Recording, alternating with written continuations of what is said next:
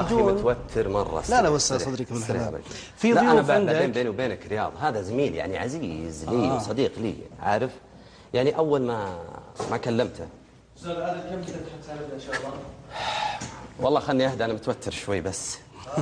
لا تاخذني رياض والله وقعت طحت في موقف. لا بس يعني عارف لما يكون زميل لك صديق لك وبينك وبينه علاقة 15 سنة ويطلب مبلغ بعدين انت رياض عشان ما تطلب.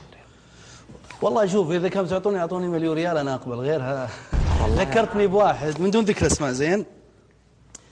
لا لان رياض انت يعني خليني بذكر لك يا اخي. اسمعني عادل انت احنا مذيعين ولا لا؟ لحظه ابغى مويه الله يخليك ابغى مويه.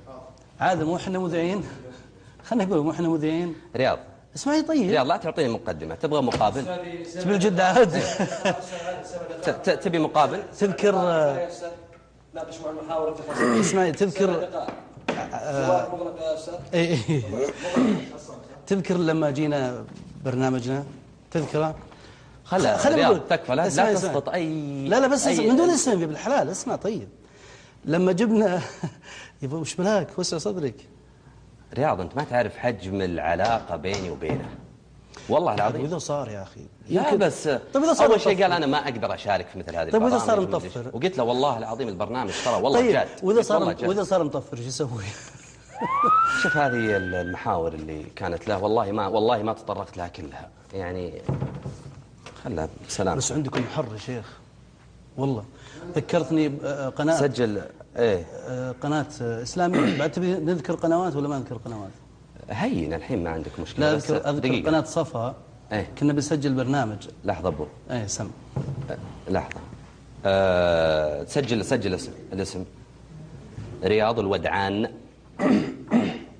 بس والله حر وانا متوتر. ابيك على فكره ابيك تساعدني في الحوار ترى مره والله رياض مره. لا وجهك متغير ولا ايش؟ مره اللي يشوف يقول متزوج ثنتين. اي عطني مويه.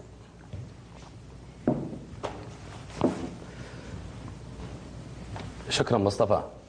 والله تأدي دور مو بدورك بس يعطيك العافيه. شكرا لك. شفت يا رياض يعني معليش. ما يقول لي وين الظرف؟ قلت وش الظرف؟ قال ظروف على الطاوله هذه اللي بفتحها معك بعد شوي. قال لا ابغى القريشات.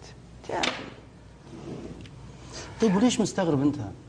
يعني انت تبي فلوس يا رياض؟ لا اسمعني اول لا مره لا جد والله. لا اتكلم جد. اول مره ايه انا لا بس يا رياض هذا زميلي انت زميلي. لحظه وش فيك متوتر وسع صدرك يا اخوي. اسالك انت ما قد واجهت زي كذا؟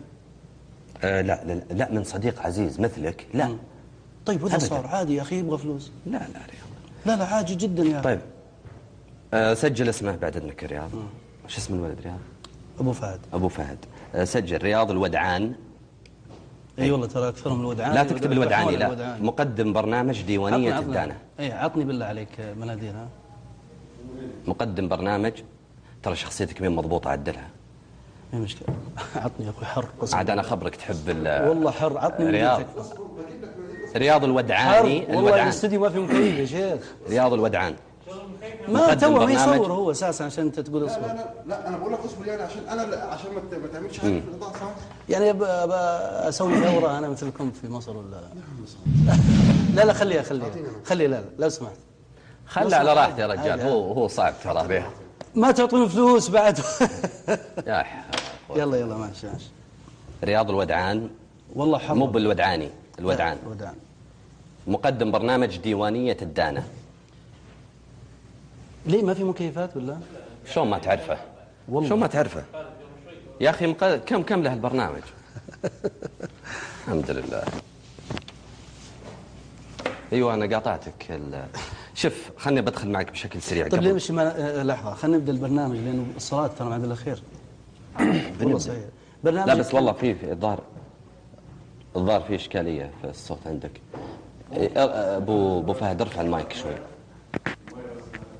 شوف يا رياض هذه رحلة خاصة. تويتر الدعم البداية الأصدقاء مشروع فاشل النهاية صور خاصة. أنا نزلت إعلان عندي جروب في الهوتميل فجت هذه كلها أسئلة جريئة عادي لو فتحناها على الهواء جدا ما في أي إشكالية. شوف بقرب لك شوي. بالنسبة للتويتر أحد المشاهدين كان يقول أو المتابعين يقول أنه رياض ولا خليه على الهواء؟ أنت بديت الحين. لا بنبدأ والله. طيب ابد سم بسم الله. بس في مشكلة في الصوت عندك. تسلم يا استاذ وائل. ما نعرف كويس عموما.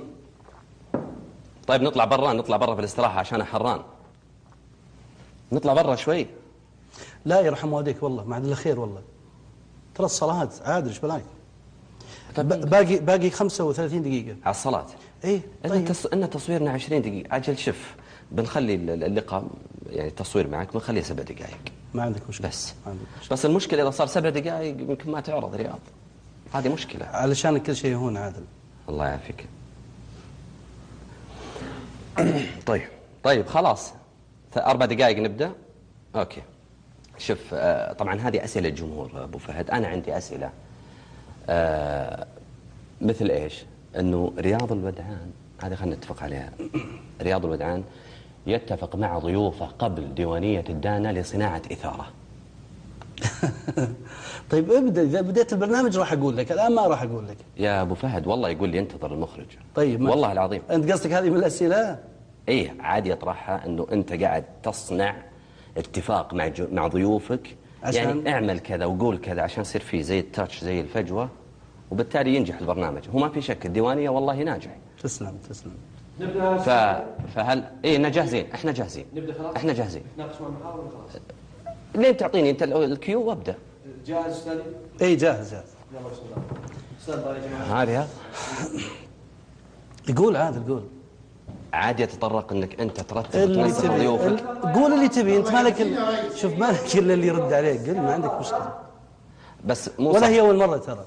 مو يعني لا اقول لك مي باول مره، يعني مو باول مره واحد يتهمني بالشكل هذا، بل يعني في احد غيري يتهم. اي اتهموني باشنع من كذا، فعادي طبيعي جدا. معناتها صحيح. فبالتالي ما لا اعوذ بالله. لا مو للدرجه هذه ابدا. لا يمكن واحد وانت يمكن قبلي في الاعلام لا يمكن واحد ينسق مع ضيوف عشان يسخر من ضيوف اخرين لا قدر الله. لا انا طبعا استضفتك رياض. انا استضفتك. لكن لما خليني اقول لك، لكن لما تستضيف احد انت لك مغزى في برنامجك، زي مثال حلقه الشبكه الليبراليه او حلقه مثلا رائف بدوي او غيرها. يعني هذه حلقات للاسف الشديد ما جت على حسب الاتجاه اللي انت تحتاجه او اللي انت تبغاه. اي بالنسبه للدانا الاعداد شوف الجلسه والشعبيه والعمق اللي فيها رائع، لكن ايش؟ الاعداد ترى ضعيف. حتى الحلقه اللي شاركت فيها انا والزملاء صلاح وعبد الله مديفر واضح ان ما في اعداد. ما حتى انا كان كلامي يعني ضعيف جدا. كانك تقول يلا بس قولوا شيء جريء، كانك تقول يلا قولوا حاجه بعدين تستمتع انت اذا صار في تاتش بين الضيوف يلا عاد افرح يا رياض. لا مو بالشكل هذا، لكن اتكلم عن ذيك الحلقه. وبامانه انت بالذات انت ما كنت في المودم مثل في واحد من الشباب احنا معايرينه المودم. ما كنت في المودم، يعني انت خارج اطار الحلقه هذيك تماما. اي فليش سبب عادل؟ والله اكون معك صريح. انت ليش؟ حسيت انك جايب الشباب هذول. انت يعني كنت خايف من اول انت جاي؟ لا انا جيت عشانك، بس يوم جيت شفت ممارساتك وبعض تصرفاتك قلت هذا يبغى يشتغل على حسابنا. خاصة أن أكبر منك يعني أقدم منك عفوا. لا أنا أقدم منك. على فكرة أنا شوي بصير جد ترى. أن أقدم منك في الخبرة. أقدم منك في الخبرة. كم لك في الإعلام؟ عام 16 هجري. يعني كم سنة؟ يعني حسب نصف عمري وأنا في الإعلام. ما شاء الله. أنت بعد توك مبتدئ رياض. لي 23 سنة في الإعلام. عاد الله من حب الشهرة عندك. أيوه. الله لا يجعلنا كذا عموما. لكن عموما بس بقول لك بقول لك حاجة. خليني بقول لك شيء واتكلم بجد والله. لا مو بالودعاني، الودعان ديوانية الدانا. خليني بقول لك شيء بالنسبة للرجال اللي راح اتكلم بجد. ترى في ناس يعني يقول لك من اول اساس انا باخذ فلوس، عادي احنا في برنامجنا الدانا بالشكل هذا. وفي ناس يقول لك لا انا ما يهمني. ما قلت شيء بس انت. لا ليش زعلان عادل؟ ليش؟ انت عارف انا ليش زعلان، فجت فيك عاد انت. طيب عموما مين مشكلة. نبدا الماء الناحيه الثانيه. دقيقة واحدة نبدا. الماء الناحيه الثانيه بس. هنا ابو. لا هنا يلا ستاند باي رياض. ستاند باي. اي جاهز انا. ترى مقدم برنامج جاهز على طول على فكرة.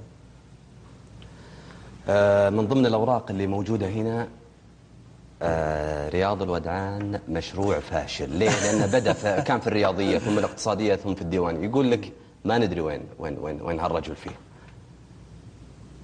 مثلك عادل أنت. لا حبيبي، أنت رحت الإخبارية وبعدين الآن ما أنت عارف أي قناة من القنوات الإسلامية مرة تشوفك هنا أو هنا ولا لا؟ لا. وين أنا على الأقل انقطعت فترة طويلة رياض بالظروف اللي أنت عارفها. إيه طيب. بس انتبه رياض، نصيحة من أخ لأخ، لا تغرك الشهرة. والله صدق يا رياض، ولا يغرك الحضور. الله يستر والله. وبعدين في الأخير تقع في كمين ولا في مشكلة. صح. أنت في غنى وأنت عندك عيال وعندك أسرة. الله يستر والله. أبو فيصل طيب نأجل، خلاص نأجل الحلقة. نأجل الحلقة. عادل كل هذه محاورك طبعا. في أسئلة. لأن أنت لما تكلمت عن الإعداد أنه إعدادي سيء، إذا أنت معد إعداد تمام. والله يا أبو فهد أنا لاني متوتر من الضيف اللي قبل. لا بس معلش، هل هذه كلها محاورك أنت الحين؟ يعني حتى أنت ما عندك صياغة وقدرة على إيصال المعلومة. جد والله هذه محاورك كلها.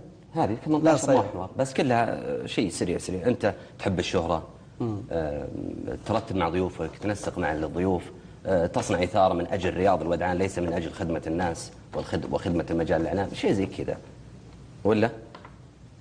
لا طبعا هذا كلام أعتبره كلام ما ودي أقول كلام شين صراحة، ولا هو كلام سخيف جدا. يعني الواحد لا يمكن يحدد مع ضيوف آخرين لأنه أنا برنامجي بالأمانة برنامجي له اتجاه معين، هو اتجاه الوسطي، لذلك أنا أسعى وراء الوسطية.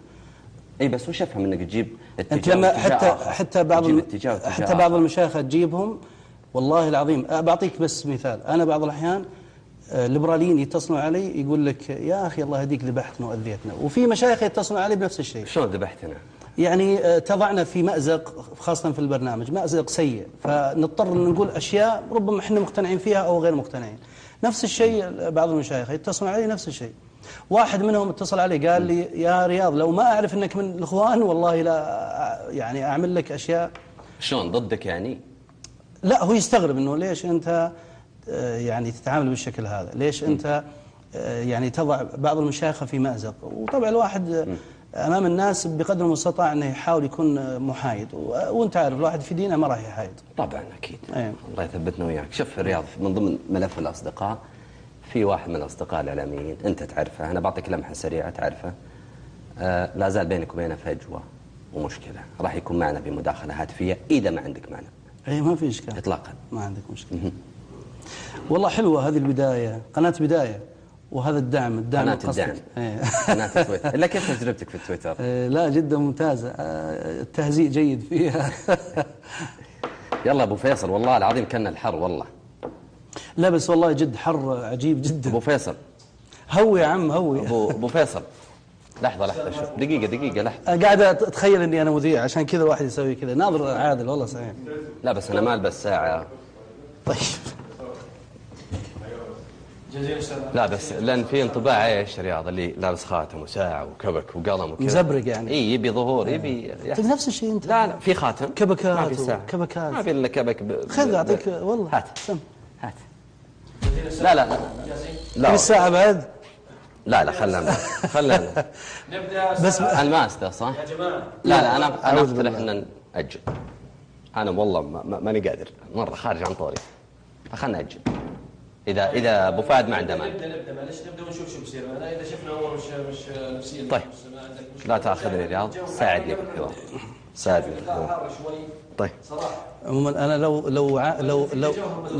لو مو عادل أنا ما راح أجي نهائيا أساسا. الله يطول عمرك. نبدأ. بسم الله يا جماعة، بسم الله. 5 4 3 كيو.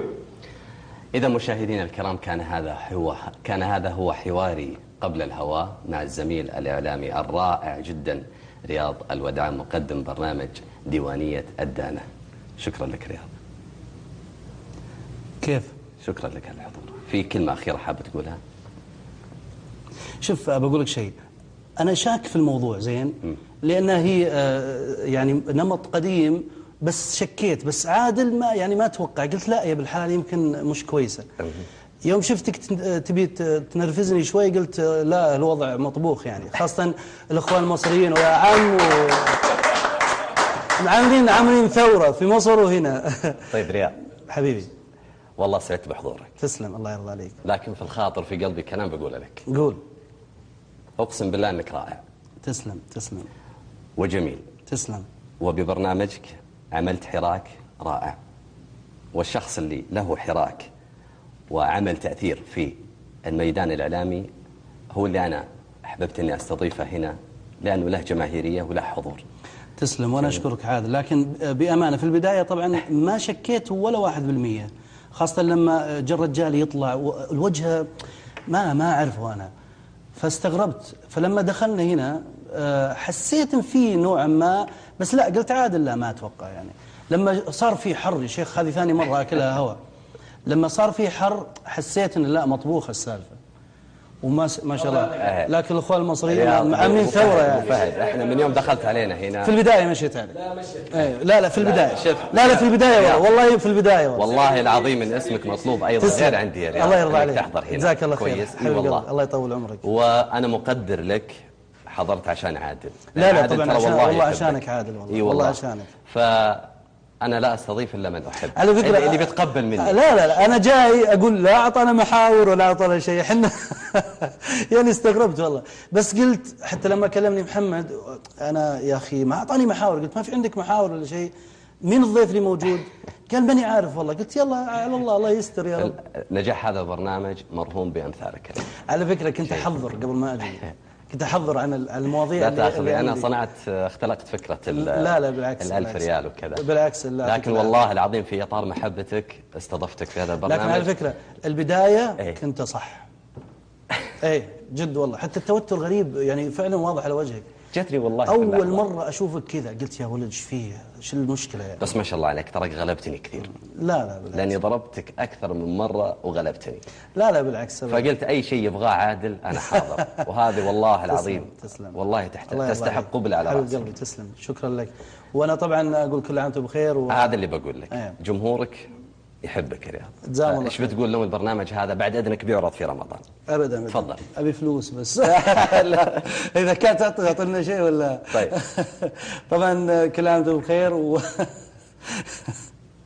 انا اقول طبعا عادل يعطيه العافيه. عادل مو من صفاته انه يسوي مقالب وكذا، لكن بدايه وواضح انه في مشكله يعني. فانا اقول كل عام وانتم بخير، شكرا لكم جزاكم الله خير، واسال الله سبحانه وتعالى ينفع بكل اعلامي، خاصه الاعلامي عادل. الله يطول رجل فاضل وخير، واسال الله ان ينفع فيه يا رب العالمين. جزاك الله خير. الله نبدا التصوير ترى فعلا احنا قاعدين نستعد. يلا براحتك اللي تبي. الله يعطيك العافيه. شكرا لكم مشاهدينا الكرام، كان هذا ضيفي وصديقي ووالله من استفدت منه رياض الودعان، مقدم برنامج ديوانيه الدانا في قناه الدانا. انتم احببتوه فطلبتوا استضافته، فهذا رياض كان معكم قبل الهواء. نلقاكم في حلقه اخرى، مع السلامه. عطنا فلوس دراهم. ترى بنصور يا رياض. عطنا والله عطنا دراهم. لا فعلا رياض، ترى انا والله ما استضيف في هذه الطاوله وفي هذا الحوار الا اللي انا اثق في علاقتي فيه. الله يجزاك فقط، لاني والله ما ودي اشيل هم واحد زعل ولا واحد يعني. بس بالجد خلينا بقولها بامانه، وانا والله في قلبي ودي من زمان اقولها لك بالذات. شوف القنوات طبعا احنا برا التصوير ولا لا؟ والله ما ادري. خلصنا؟ طيب القنوات لحظه نطلع وائل. شوف بس خليني اقولها، القنوات الاسلاميه تحتاج والله تحتاج دعم.